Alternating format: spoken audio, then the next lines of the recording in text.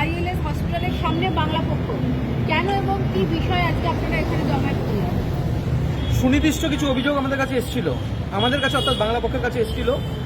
আমার পেছনে যে বেসরকারি হাসপাতালটা দেখতে পাচ্ছেন, দমদম নাগেরবাজারের সন্নিকটে এই হাসপাতালটি অবস্থিত। এখানে আমাদের কাছে বারংবার একটি অভিযোগ আসছে, যেখানে যে খাদ্য তালিকা অর্থাৎ রুগীদের খাদ্য তালিকায় নিরামিষ খাবার পরিবেশন করা হয়, ঠিক আছে, এই অভিযোগ বারংবার আসছে।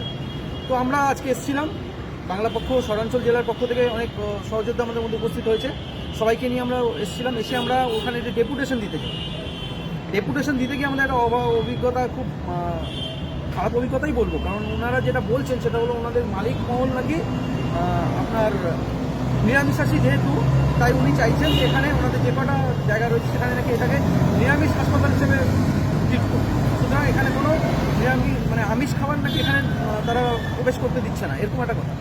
কিন্তু আমরা ওনাদেরকে বোঝাতে সক্ষম হয়েছি, কারণ আমরা যার সাথে দেখা করলাম তিনি সিইও ছিলেন না, তিনি সিইও তীর্থঙ্কর বাগচি, ডক্টর তীর্থঙ্কর বাগচি। উনি দেখলাম যে একজন কট্টর বাঙালি বলে হাঁটতে, খুব ভালো লাগলো ওনার সাথে পরিচয় হয়ে। এবং পাশাপাশি আরেকজন যিনি রয়েছেন তিনিও বাঙালি, তার সাথে কথা বলতে গিয়ে আমরা একটা জিনিস দেখলাম, তারা আমাদের ব্যাপারটা বুঝলেন। কারণ আমরা বললাম, যখন একজন রুগী ভর্তি হয় এখানে একদিন দুদিন থাকলে তুমি নিরামিষ খাবার দিলে ঠিক আছে, কিন্তু যখন একটা রুগী 8 দিন 10 দিন থাকছে, তখন তুমি যখন দীর্ঘমেয়াদী থাকার পরেও তাকে যখন তুমি খাবারের তালিকায় বারবার করে নিরামিষ খাবার পরিবেশন করছো, তাতে তার স্বাস্থ্যের পক্ষে যেমন সেটা ঠিক নয়, তেমনি তার রুচির মধ্যে সেটা অসুবিধা। কারণ বাঙালি মাছ ভাত খেয়ে অভ্যস্ত, ঠিক আছে। আমি নিজে বলছি, আমি নিজে একদিন মাছ ছাড়া থাকতে পারি না।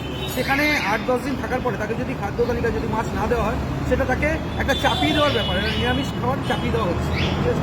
যাই হোক, আমরা বোঝাতে সক্ষম হয়েছি এবং তাদের ডেপুটেশন দেওয়ার পরে তারা আমাদের কাছে আলোচনা করেছেন যে তারা এই বিষয়ে তাদের উত্তম কর্তৃপক্ষের সাথে এই বিষয়টি আলোচনা করবেন এবং কথাও দিয়েছেন বলা যায় যে ডিমটা তারা খুব তাড়াতাড়ি এর মধ্যে দিয়ে দিচ্ছেন, মানে খুব তাড়াতাড়ি, মানে আজকালকের মধ্যে তারা ডিম পরিবেশন করবেন। এছাড়া মাছ মাংসটাও মানে তারা দেখছেন সরবরাহ করবেন খুব তাড়াতাড়ি, মানে এরকম আমরা আলোচনা বলে এসেছি, ঠিক আছে।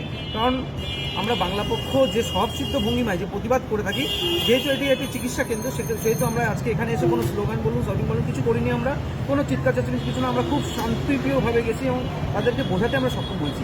বাংলার মাটিতে আমাদের যেটুকু ন্যূনতম দাবি সেটাই আমরা চেয়েছি, ঠিক আছে।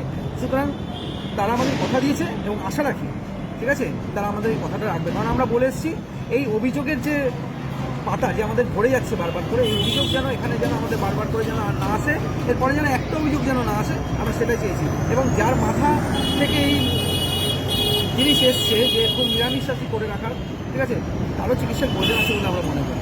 কারণ তারও বিকৃত মানসিকতা, এটা বলবো, ঠিক আছে। যাই হোক, আমার সাথে গেছিলেন আমাদের অভিজিৎ দেব, তারা গেছিলেন